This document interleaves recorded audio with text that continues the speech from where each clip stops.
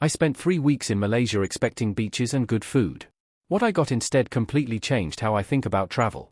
And by the end of this video, you'll understand why Malaysia might just be the most underrated destination on Earth. When I first heard about Malaysia, I thought it was just another Southeast Asian country with nice beaches.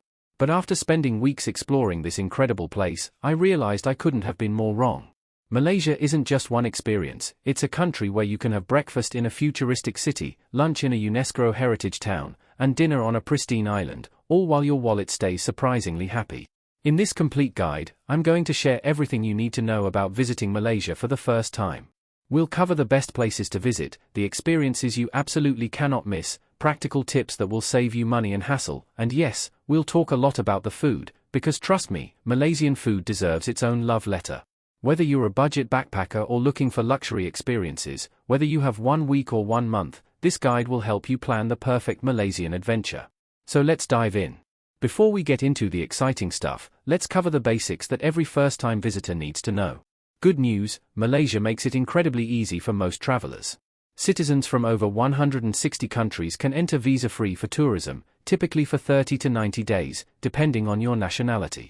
Americans, Canadians, Europeans, Australians, you're all good to just show up. Always check the latest requirements for your specific country before you travel, but chances are, you won't need to do anything special. Here's the thing about Malaysia, there's no perfect time because the country has different weather patterns on different coasts. Generally, the best time to visit is during the dry season from March to October. But if you're heading to the East Coast islands like Perhentian or Redang, avoid November to February when the monsoon season hits and many resorts close completely. The West Coast, including Penang and Langkawi, is better from November to March. My advice? Visit between March and September for the most flexibility, or embrace the rain. Tropical downpours are intense but usually short. This is where Malaysia really shines. Your daily budget can range dramatically based on your travel style. Budget travelers can comfortably get by on 80 to 120 Malaysian ringgit per day, that's about 18 to 27 US dollars, staying in hostels, eating street food, and using public transport. Mid-range travelers spending 250 to 400 ringgits daily, about $55 to $90, can enjoy nice hotels, restaurant meals, and private tours. And if you want luxury, 600 ringgit and up, around $135 plus, gets you 5-star resorts, fine dining, and private experiences. The beautiful part? You can mix and match.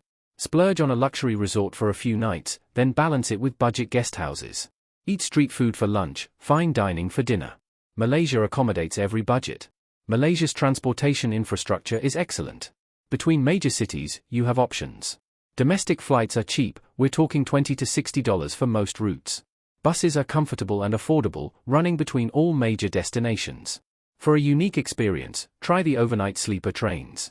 Within cities, you'll find grab rides everywhere, it's like Uber, and it's incredibly cheap. Kuala Lumpur has an excellent metro system. Penang and Melaka are very walkable. For islands, you'll take ferries or speedboats. One important note, if you want to explore rural areas or have complete flexibility, consider renting a car. Driving is on the left side, roads are generally good, and it opens up so many possibilities.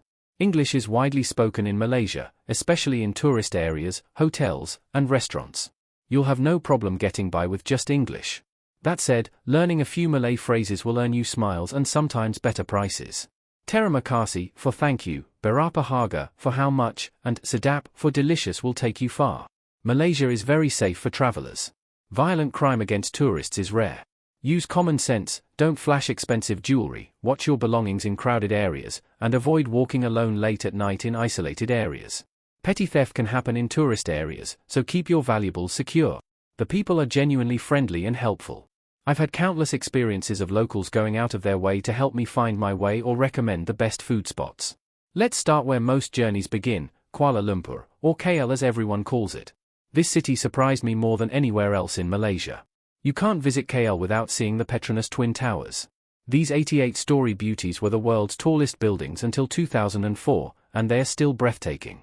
Visit the Sky Bridge and observation deck, but here's a pro tip, book your tickets online at least a day in advance because they sell out, especially the free tickets. For the best views of the towers, head to the KLCC Park at sunset. Watch the fountain show, grab some street food from vendors, and see the towers light up. It's magical and completely free. The KL Tower offers another perspective of the city. It's actually taller ground to tip than the Petronas Towers, and the views are incredible. Go at sunset if you can. Batu Caves is a must-visit, located just outside the city. This limestone hill features a series of caves and Hindu temples, and you'll need to climb 272 colorful steps to reach the main temple cave. Go early morning to beat the heat and crowds. Watch out for the monkeys, they're cute but cheeky and will snatch food right from your hands. Merdeka Square and the surrounding area showcase colonial architecture and Malaysian independence history. The nearby Central Market is perfect for souvenir shopping and catching cultural performances. Don't miss the different neighborhoods. Chinatown comes alive at night with the Petaling Street Market. Bargain hard here, start at 40% of the asking price. Little India, centered around Masjid Jamek, explodes with colors, spices, and incredible Indian Muslim food.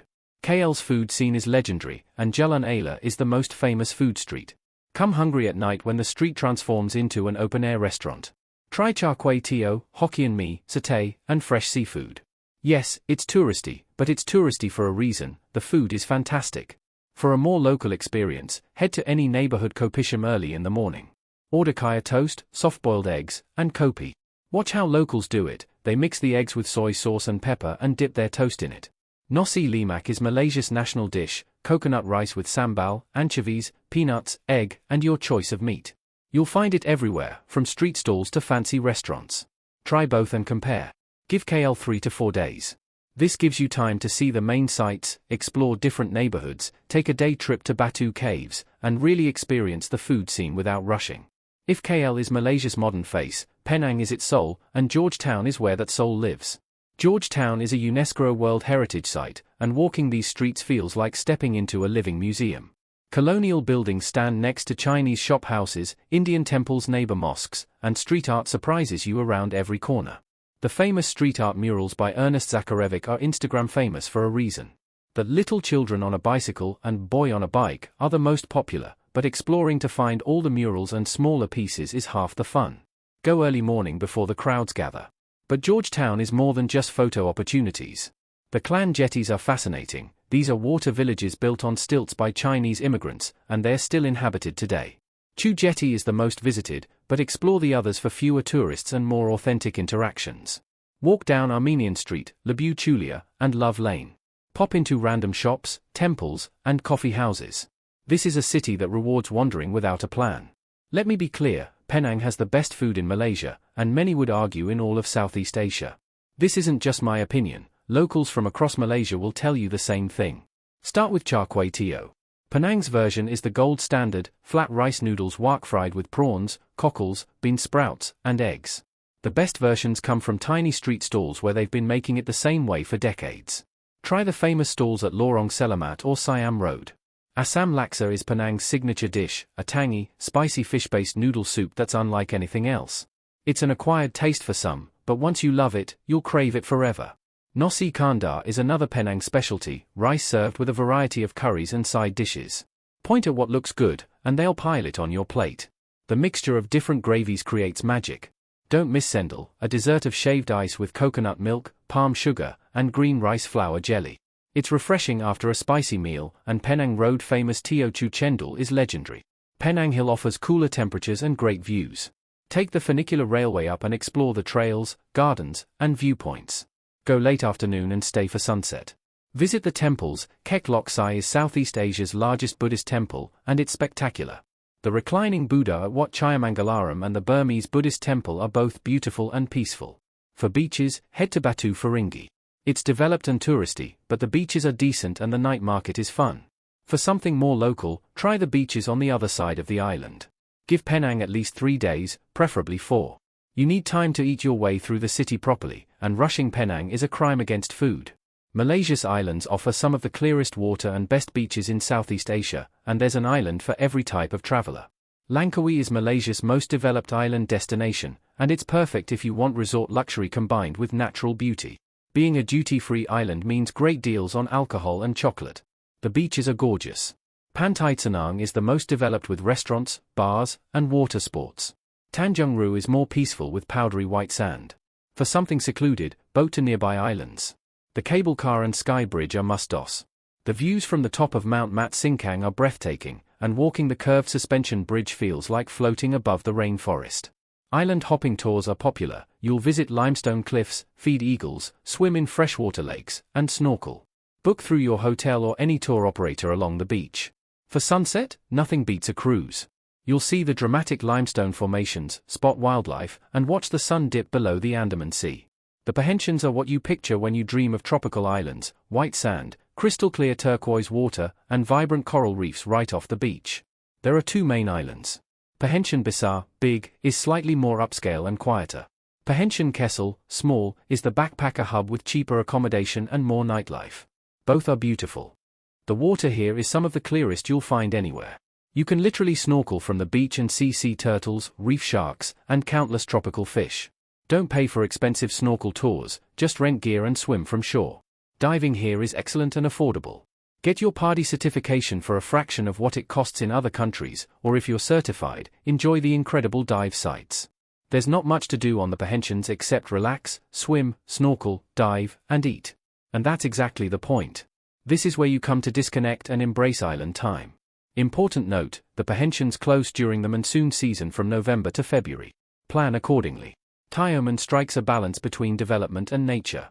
It's less party-focused than the Perhentians but less resort-heavy than Langkawi. The diving and snorkeling are fantastic. The marine park status means protected reefs and abundant marine life. Salang and ABC Beach are popular bases for diving. You can actually hike here. Jungle trails connect different parts of the island. The trek from Tekek to Wara crosses the island through rainforest and is challenging but rewarding. The island has a more laid-back vibe. It's popular with Malaysian families and Asian tourists, so it feels less westernized than other islands. Pick Langkawi if you want: resorts, luxury, variety of activities, and easy accessibility. Pick Perhentian if you want the clearest water, best snorkeling from shore, budget accommodation, and a social backpacker scene. Pick Tioman if you want a middle ground, good diving, hiking opportunities, and a more local vibe. Islands deserve at least 3 to 4 days. You need time to properly relax and shake off the mainland pace. A week on any of these islands won't feel too long. Malacca, also spelled Malacca, is where Malaysian history comes alive. This UNESCO World Heritage City has been ruled by the Portuguese, Dutch, and British, and witnessed the birth of modern Malaysia. Start at the Stadhuis and Christ Church. These distinctive red Dutch buildings are Malacca's most photographed landmarks. The area around Dutch Square, with its red buildings and fountain, is charming though touristy. Walk to St. Paul's Hill and Church. The ruins of this 16th-century Portuguese church offer great views over the city. At the base of the hill, you'll find the A Formosa Fort ruins. Just a small gate remains, but it's one of the oldest European architectural remains in Asia. Jonker Street is the heart of Chinatown and becomes a massive night market on weekends. The street is lined with antique shops, cafes, and restaurants. Come for the Friday to Sunday night market if you can. It's chaotic but exciting. The Baba Nyonya Heritage Museum offers insight into Peranakan culture, the unique blend of Chinese and Malay traditions. The guided tour is worth it to understand this fascinating cultural fusion. Take an evening river cruise along the Melaka River. The 45-minute cruise shows you a different side of the city, and the buildings along the river are beautifully lit at night. Malacca's food scene reflects its multicultural history. Nyonya cuisine, the food of the Peranakan people, is unique to this region. Try ayam pongteh, a chicken dish braised in fermented soybean sauce, or Nyonya laksa, different from the Penang version. Chicken rice balls are Malacca's famous dish, hand-rolled rice balls served with chicken and soy sauce. Formosa chicken rice ball is the most famous spot, but locals have their favorite hidden places.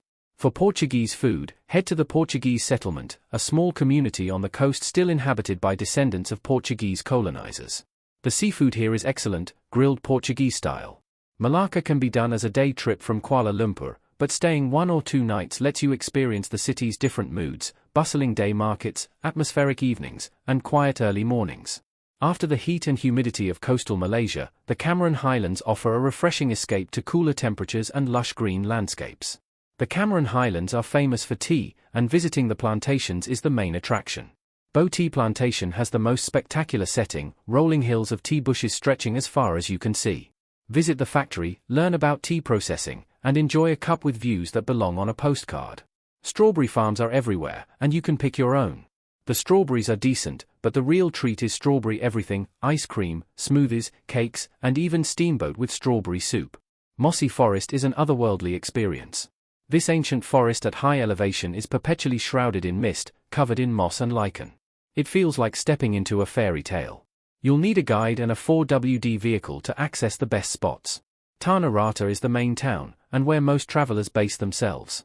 It's small, walkable, and has all the amenities you need. The night market on Fridays and Saturdays is fun for snacks and the local atmosphere. Brinchang is slightly bigger and has more Chinese influences. The morning market here is excellent for fresh produce and local snacks. The Highlands offer excellent hiking with trails ranging from easy to challenging. Trail 9 to Gunung Brinchang is popular but steep. Trail 4 to Parrot Falls is easier and more scenic. For a leisurely walk, the Cameron Barat tea plantation has well-maintained paths through the tea bushes. It's less crowded than Bo and equally beautiful. Bring layers, it can be quite cool, especially at night and early morning. Temperatures range from 15 to 24 degrees Celsius. The winding mountain roads can cause motion sickness. Take medication if you're prone to this. 2 to 3 days is perfect for the Cameron Highlands. It's a nice break from the heat, but not so much to see that you need longer. Malaysian Borneo, the states of Sabah and Sarawak, offers experiences completely different from Peninsular Malaysia.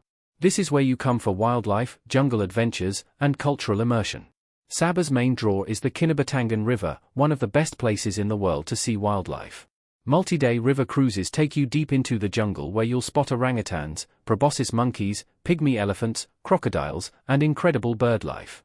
The experience is magical, staying in jungle lodges, taking morning and evening river cruises, and falling asleep to jungle sounds. This isn't a zoo, sightings aren't guaranteed, but the success rate is high, and the experience of being in wild Borneo is unforgettable. The Sepilok Orangutan Rehabilitation Center near Sandakan is where orphaned and injured orangutans are rehabilitated. Watching these magnificent creatures during feeding time is moving. Nearby, the Sun Bear Conservation Center does similar work with the world's smallest bears. For adventure seekers, Mount Kinabalu is Southeast Asia's highest peak. The 2-day climb is challenging but doable for anyone with decent fitness. Watching sunrise from the summit is a bucket list experience. The islands off Sabah, Sipodon, Mabul, and Kapalai offer world-class diving. Sipodon, especially, is regularly rated among the world's best dive sites. Sarawak's highlight is the Mulu National Park, home to some of the world's most impressive caves. The Deer Cave is one of the world's largest cave passages. At sunset, watch millions of bats stream out in spectacular formations. The pinnacles are another natural wonder, sharp limestone formations jutting from the jungle. Reaching them requires a challenging multi-day trek, but the site is worth every difficult step. Kuching, Sarawak's capital, is Malaysia's most underrated city. It's laid back, has great food, a beautiful waterfront, and interesting museums. The Sarawak Cultural Village offers insight into the various indigenous tribes. Visiting a traditional longhouse, communal homes of indigenous tribes, provides cultural immersion you won't find elsewhere in Malaysia. Many communities welcome respectful visitors. This is best arranged through local tour operators. Borneo requires more planning and budget than Peninsular Malaysia. It's less developed, distances are greater, and many experiences require tours. Flights between Borneo and Peninsular Malaysia are necessary, there are no ferries. Budget for these internal flights. Borneo deserves at least 5 to 7 days. Wildlife watching requires patience, and you'll want time for both jungle experiences and cultural encounters. Many travelers dedicate 2 weeks or more to Borneo alone. Let me share practical wisdom that will make your Malaysian adventure smoother and more rewarding. The Malaysian ringgit, MYR, is the currency. Get cash from ATMs, they're everywhere and offer the best exchange rates. Credit cards are accepted in most hotels and restaurants, but always carry cash for street food, markets, and small establishments. Bargaining is expected in markets but not in malls or restaurants. At markets, start at 40 to 50% of the asking price and negotiate from there. Do it with a smile, it's part of the fun. Tipping isn't customary or expected. Many restaurants include a 10% service charge. If service was exceptional and no service charge was added, leaving small change is appreciated but not required. Malaysia is a predominantly Muslim country, though very diverse and moderate. Dress modestly when visiting mosques or religious sites, shoulders and knees covered. Many mosques provide robes for visitors. Remove shoes before entering homes, temples, and mosques. Often, you'll need to remove shoes in smaller restaurants, too. Follow local cues. The left hand is considered unclean in Malay and Indian cultures. Use your right hand for eating, giving, and receiving. Public displays of affection are frowned upon, especially outside touristy areas. Keep it respectful. Street food in Malaysia is generally very safe. Look for busy stalls with high turnover, that means fresh food. Don't let food safety fears stop you from trying street food, it's where the best flavors are. When eating at hawker centers, find a seat first, then go to different stalls to order. Each stall will bring your food to your table when ready. In traditional kopitiam or local restaurants, you might share tables with strangers. This is normal and can lead to great conversations. Getting a local SIM card is easy and cheap. You'll find stalls at the airport and in any shopping mall. For about 30 to 40 ringgit, you get plenty of data for a week or two. Major providers are Celcom, Maxis, and Digi. Wi-Fi is available in most hotels, cafes, and restaurants, usually free. No required vaccinations for Malaysia, though hepatitis A, typhoid, and routine vaccinations are recommended. Malaria is not a concern in cities and most tourist areas, but if going deep into the Borneo jungle, consult a doctor. Drink bottled water to be safe, though tap water in major cities is technically potable. The biggest health concerns are heat and sun. Stay hydrated, use sunscreen, and take breaks in air-conditioned spaces. Malaysia's diversity is its strength. You'll encounter Malay, Chinese, Indian, and indigenous cultures, often in the same street. Show respect for all traditions and beliefs. During Ramadan, many restaurants and food stalls may be closed during daylight hours, especially in more conservative areas. It's respectful to avoid eating publicly in these areas during fasting hours. Kuala Lumpur, Petronas Towers from KLCC Park, especially with fountains. Penang, street art murals and clan jetties. Malacca, red buildings of Dutch Square, Cameron Highlands, Bow Tea Plantation vistas, Perhentian Islands, beach sunrise from Long Beach, Borneo, wildlife in natural habitat along Kinabatangan River. Malaysia exceeded every expectation I had. I came for the food and stayed for the people. I expected beautiful places and found genuine warmth. I thought it would be just another destination and discovered it's a place I want to return to again and again. The magic of Malaysia is in its contradictions, modern and traditional, developed and wild, bustling and peaceful. It's in the Chinese temple next to the Indian mosque next to the Malay restaurant. It's in the way a street food vendor and a five-star chef both take pride in their creations. It's in the ease of travel combined with the thrill of discovery. Whether you have 1 week or 1 month, whatever your budget, however you like to travel, Malaysia has something for you. The hardest part isn't planning your trip, it's leaving when it's time to go home. Start planning, book that ticket, and get ready for an adventure that will surprise you in the best possible ways. Malaysia is waiting, and trust me, it's ready to blow your mind. If this guide helped you, give it a thumbs up, subscribe for more travel content, and drop a comment telling me what you're most excited to experience in Malaysia. Safe travels, and I'll see you in the next video.